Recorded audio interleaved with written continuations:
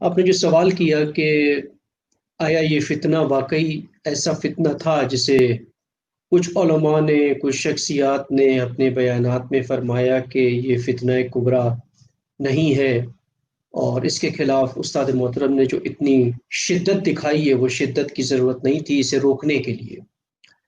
تو بہرحال یہ فتنہ فتنہ ہوتا ہے، فتنہ کبریٰ اور فتنہ صغریٰ، یہ پھر وہی علماء کی حربے ہوتے ہیں سارے نا، اصطلاحات میں آ کر کے الجھا دینا کہ فتنہ کبریٰ فتنہ صغریٰ، کہ یہ بڑا فتنہ ہے تو اس کے خلاف قیام کریں، چھوٹا فتنہ ہے تو اس کے فتنہ فتنہ ہوتا ہے۔ فتنہ جب شروع ہوتا ہے تو وہ امیر المومنین فرماتے ہیں کہ نطفے سے شروع ہوتا ہے، اسے نطفے میں ہی ختم کر دیں، یعنی جب اس کی تولد ہوتا ہے وہاں پر وہیں پہ اسے ختم کرنا ہوتا ہے، ورنہ پھر وہ بزرگ ہو کر کے فتنہ کبریٰ بن جاتا ہے۔ اگر آپ اس فتنے کا جائزہ لیں ابھی یہاں، تو اس کو دیکھیں کہ یہ در حقیقت ایک نہیں دو فتنے ہیں، جو آپ یہ کہہ سکتے ہیں کہ ایک ہی کوئن کے، ایک ہی سکے کے دو رخ ہے اس میں۔ ایک رخ جو ہے اس کا سکہ ایک ہی ہے، صرف دو پہلو ہیں اس کے، ہے ایک ہی فتنہ لیکن اس کے دو پہلو ہے۔ ایک پہلو جو ہے اس کا وہ ہے غالی، جس کے حوالے سے ہم نے پہلے گفتگو بھی کی تھی امام رضا علیہ السلام کی ولادت کے عنوان سے بھی، کہ غالی کے بارے میں ائمہ علیہ السلام نے کیا فرمایا، اور قرآن نے بھی اس کے اوپر استدلال کیا ہے کہ جو اللہ کے ساتھ ذرا سا بھی شرک کرے، مومنین میں سے بھی کوئی شرک کرے تو وہ دین سے باہر ہو جاتا ہے۔ اب غالی طبقہ جس کے لیے قرآن نے یہ کہا، ائمہ علیہ السلام نے بہت ہی شدت کے ساتھ حدیثیں جو میں نے ساری فہرست بھی بیان کی تھی آپ کے سامنے، اور انہی ائمہ علیہ السلام کی احادیث سے اور سیرت سے جو رویہ ائمہ کا تھا غالیوں کے خلاف، خود علماء نے بالخصوص آیت اللہ امینی نے اپنی کتاب میں غدیر میں اور امامت کے باب میں یہ واضح لکھا ہے کہ علماء کی، مجتہدین کی، مراجع کی ذمہ داری ہے سیرت ائمہ کے مطابق فتنہ غالی کو تمام کرے، اس کو نہ پنپنے دے، اس کو نہ بڑھنے دے۔ اب میں اس کی چھوٹی سی آپ کو مثال دوں، امام خمینی رحمۃ اللہ علیہ، امام خمینی رحمۃ اللہ علیہ کی ذات میں یا ان کے ادوار کے اندر ایک فتنہ جو اٹھا تھا وہ تھا حجتیہ کا۔ اب حجتیہ کا فتنہ غالی کا فتنہ نہیں تھا، حجتیہ 12 امام کو ماننے والے تھے، اللہ کو بھی مانتے تھے اور امام کو امام ہی مانتے تھے۔ صرف ان کا فتنہ کیا تھا کہ غیبت امام میں قیام واجب نہیں ہے، قیام آپ نہیں کر سکتے بلکہ ممنوع ہے قیام غیبت امام میں۔ کوئی بھی ظلم ہوتا ہے، کچھ بھی ہوتا ہے، امر بالمعروف نہی عن المنکر آپ نے نہیں کرنا ہے غیبت امام میں۔ اور امام نے دیکھیں کتنی شدت کے ساتھ اس فتنے کا مقابلہ کیا اور اس فتنے کو ایران سے باہر نکالا، تو یہ ہندوستان پاکستان میں جا کر کے آج بیٹھے اور اسی کے اثرات آپ کو کچھ ابھی بھی نظر آ رہے ہیں یہاں پر جو اس مسئلے میں ہوئے ہیں۔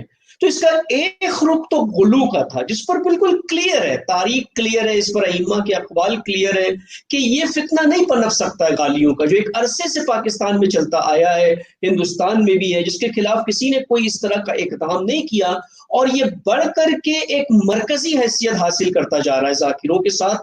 اور اسی فتنے کا دوسرا حصہ، اسی سکے کا دوسرا حصہ جو ہے وہ دشمنی ولایت اور بالخصوص ولایت فقیہ انقلاب اسلامی، اسی کی دشمنی۔ اب اگر ان دونوں کو جوڑے نا، ان دونوں کو ملائیں، یہ دو پہلوؤں کو، ایک طرف غالی ہے اور دوسرا دشمن ولایت فقیہ، جو ایک ہی طبقہ ہے جو دونوں کام کر رہا ہے، الگ نہیں ہے، یہ دونوں مل کر کے نتیجہ کیا نکلتا ہے اس کا؟ تفرقہ۔ پاکستان میں نظام اسلام سے دوری، تفرقہ پیدا کرنا شیعہ و سنیوں کے درمیان۔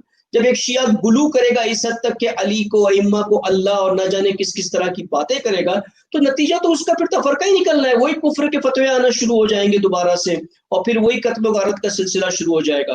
دوسرا، پاکستان میں نظام اسلامی سے دور کرنا ہے، ولی فقیہ کے اوپر لعن طعن کرو، یہ کہو کہ پاکستان میں ہم ولایت فقیہ کی بات نہیں کرنے دیں گے، ولایت فقیہ کو سرحد کے اس طرف رکھو، لعنت کرو، بےہودہ الفاظ میں توہین کرو رہبر کی، مراجع کی، سب کی، یعنی پاکستان کے شیعہ کو انقلاب اسلامی سے متنفر کرنا۔ اور یہی وہ چیز ہے جو آل سعود چاہتا ہے۔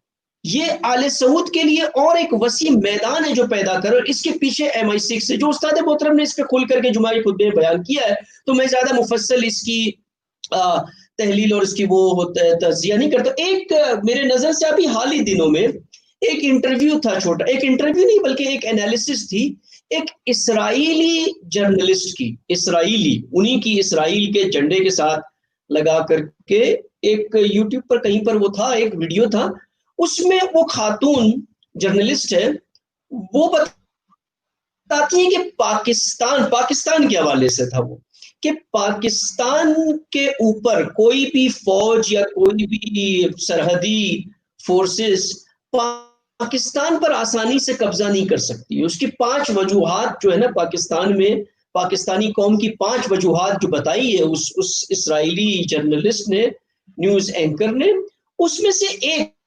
تھا کہ اسٹریٹجک لوکیشن ہے، عسکری طاقت پاکستان کی ہے، یہ دوسری. اس میں ایک کے اندر جذبہ اسلامی بہت ہے، اسلامی جذبہ بہت ہے.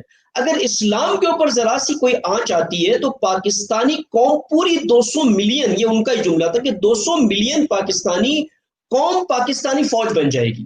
یعنی پاکستانی فوج کو اب جدا نہ سمجھے عوام سے. تو جہاں پر اسلام کی طرف اتنا رجحان ہو، دینی جذبہ اتنا ہو، وہ یہ دشمن جو ون ورلڈ آرڈر لانا چاہتا ہے، جو دنیا پہ غلبہ پانا چاہتا ہے، اس کے لیے یہ مملکت ایک خطر ہے، بہت ایک اسٹریٹجک مملکت ہے پاکستان، دشمن دین کے لیے، دشمن اسلام کے لیے. یہ 200-250 ملین کی آبادی ایک اسٹریٹجک ہے. اور ساتھ میں انڈیا کے اگر آپ 200-250 ملین مسلمان لے لیں تو 500 ملین اردو سپیکنگ مسلمان ہیں. 500 ملین اردو سپیکنگ مسلمان 1.3 بلین مسلمانوں میں سے ایک بہت بڑا اسٹریٹجک امپورٹنس رکھتی ہے یہ آبادی. اور یہاں پر جتنا انقلاب اسلامی اس قوم کے اندر وارد ہونا شروع ہوگا، برے صغیر کے اندر، اتنا دشمن کے لیے خطرات ہے. اب انقلاب اسلامی سے دور رکھنے کا ایک طریقہ یہ ہے کہ انقلاب اسلامی سے متنفر کرے. کیسے متنفر کرے؟ جی ولایت فقیہ تو ولایت امیر المومنین کا حق مارتی ہے،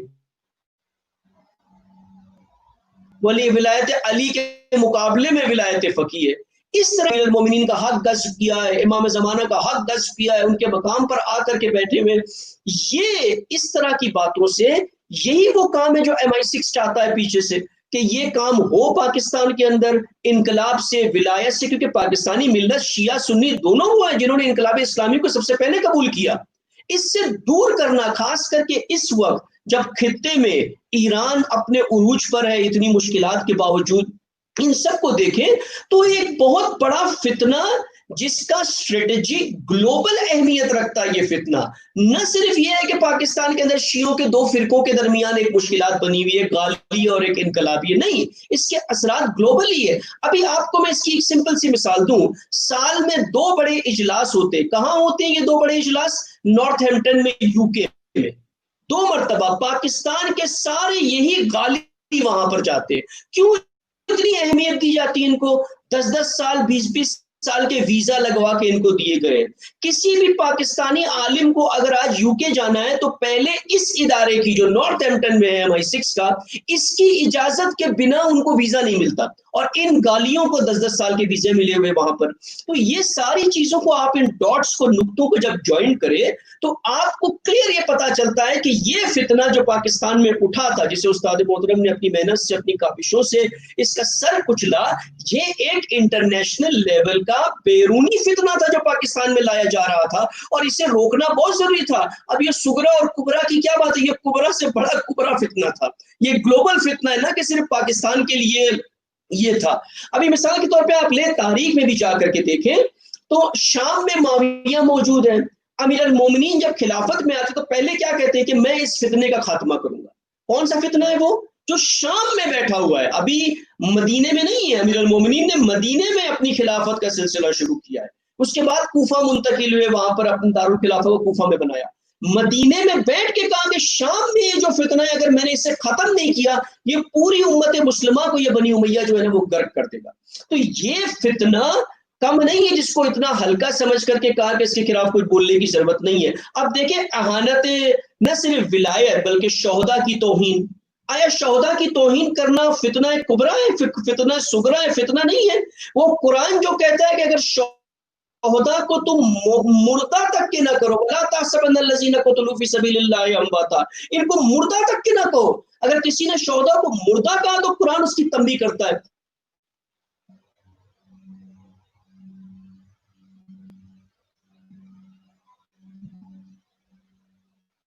اور یہ شہداء پہ لعنت کرتے ہیں، یہ شہداء کو ڈرتے. خود مقام موزن رہبری عید زندہ ہے کہ توہین کرتے ہیں.